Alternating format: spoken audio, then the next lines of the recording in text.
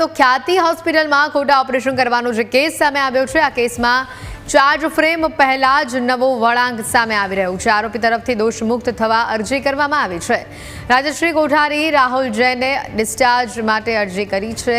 સમગ્ર કેસમાં આજે ચાર્જ ફ્રેમ થવાની કામગીરી હતી। બે આરોપી ડિસ્ચાર્જ અરજી કરતા કેસમાં વિલંબ થશે તેવું લાગી રહ્યું છે। વધુ માહિતી મેળવીશું। ફોન લાઈન પર સંવાદદાતા જયેશ જોડાયા છે। જયેશ, ખ્યાતિ હોસ્પિટલમાં ખોટા ઓપરેશન કરવાનો જે કેસ હતો, આ કેસમાં ચાર્જ ફ્રેમ પહેલા જ એક નવો વળાંક, વધુ વિગતો શું?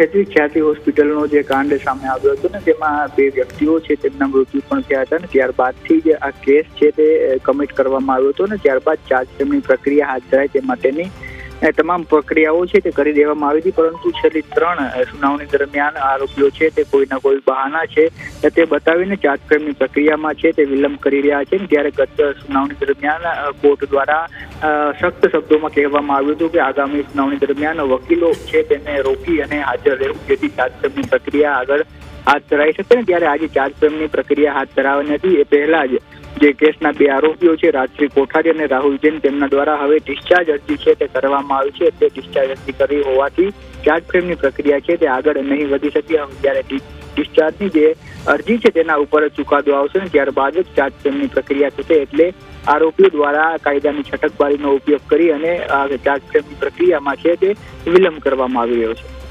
જયેશ, આભાર વિગત બદલ।